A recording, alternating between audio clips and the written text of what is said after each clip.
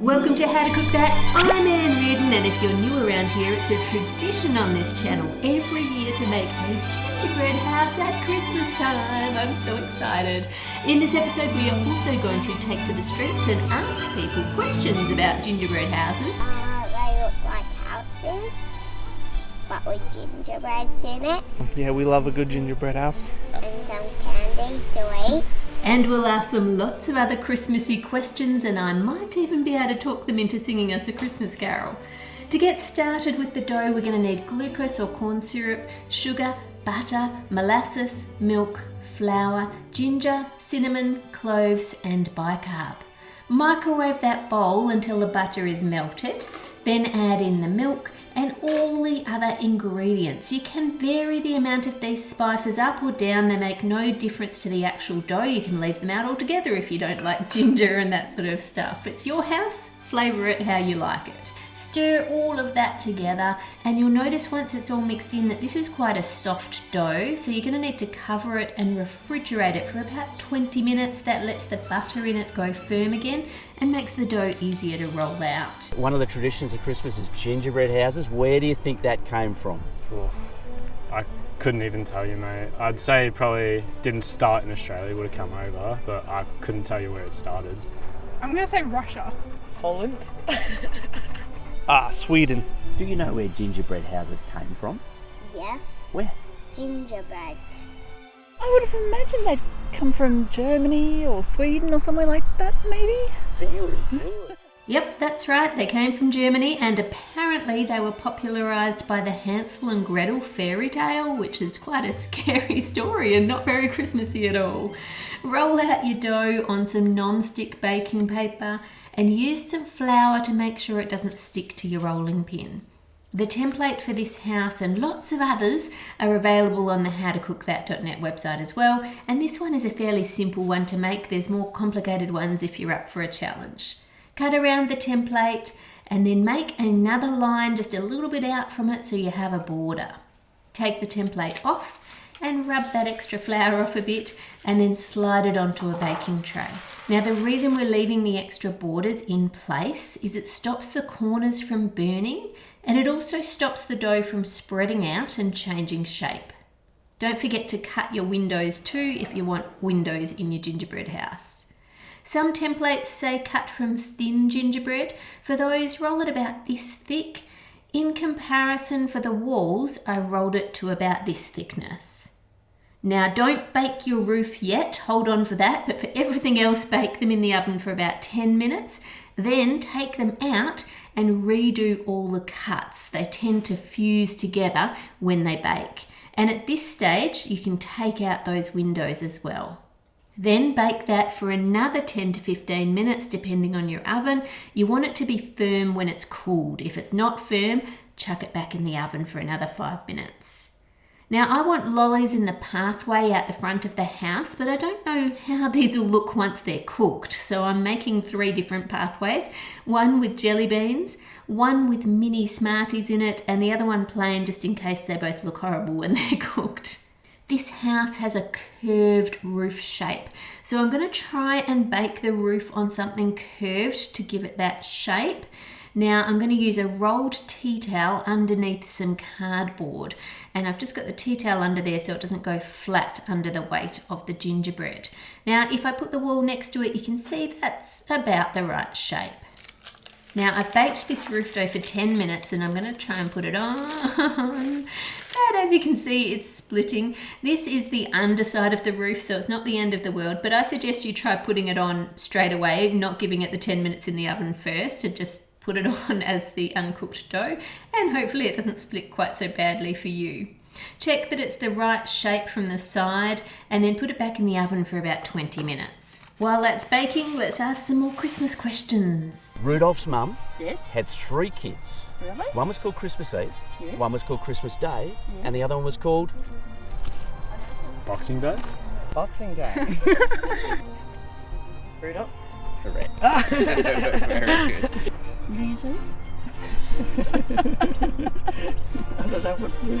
No. Well, it'd be Rudolph, wouldn't it? Oh, Rudolph the red-nosed nose. Yeah. It's so obvious. Christmas Eve, Christmas Day, and Whose mother is this? Rudolph's mum. Yes, Rudolph! No. Did you get caught on that one? Now that this is baked, I'm going to add some compound chocolate to fill in the crack to give it a little bit more strength. Then whip up some royal icing, and again the recipe for this is on my website, and you want to keep whisking it until it's really thick and holds its shape like this. Now before we put this together, I want to decorate the sides because some things are easier to do when it's flat. So get a piece of paper and cover up the top so you have a nice straight line, and then spread icing along to cover the gingerbread that you can see. Then you just remove the paper and add some candy to the top edge and into the icing there. And do the same for each side, but remember on the front of the house you want to leave a gap for the door. Pipe a border around your windows, and you can do all of this once the house is assembled, but I just find it easier to do these when they're flat on the counter. Now use some compound chocolate to stick the chimney together. See how this dough is much thinner when it's baked than the other one, and it's just easier for something like the chimney that's not as chunky. Okay, now we're ready to assemble. Lay out your pieces so you know where you want the house to sit on your board, and then add a line of compound chocolate and stand that wall up with the decoration on the outside, of course. And then if you use jars, you'll find the bottom of them will get stuck in the chocolate. So what you want to use instead is a cup, because then the handle can rest on the gingerbread, but the base is away from the chocolate there. Then add chocolate up the edges and along the base for each side of the house. Add chocolate along the ends and put the back of the house into place. Oh, but if you want lights, which I do, don't forget to put them in now before you put the back of the house on, preferably, otherwise you're going to have to take it off, so the cord can go under that little gap at the back.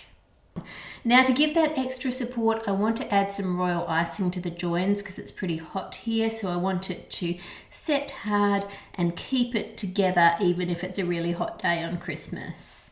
Now we need to let that chocolate set before moving on to the next step, so let me know your answer to this next question in the comments. If you could have anything on earth for Christmas, what would it be? Oh, money. I would like money. Watches or marbles or, well, anything. New car. An American football jersey. I wanted money and a free house. I'd say I need some new shoes. My one are looking a bit rocky. Well, at least he's easy to please. Now for the windows, we could use gelatin sheets and they're fairly see-through. I want it a bit more opaque, so I'm going to use rice paper instead.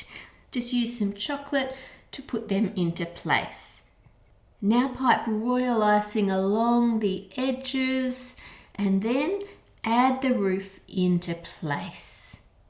Add the chimney on top. Now because this roof is curved, I really don't want it to break, so I'm going to add another layer of compound chocolate on this side. It'll probably be fine just how it is, but I just want to be safe and it's going to make it taste good anyway. Now before I do any more decorations to this, I want to leave it for those joins to set firm so I know we're all safe. So let's do some more Christmas street talk. Tell us the story of the first Christmas. The first Christmas story. Like ever invented. I don't know, was someone born? Mary? I don't know. So when Jesus was born. Yeah. No, isn't it when he died? It all started with Joseph. I honestly forgot his name for a second there. So I guess it was Mary and Joseph. She got pregnant through the Holy Spirit.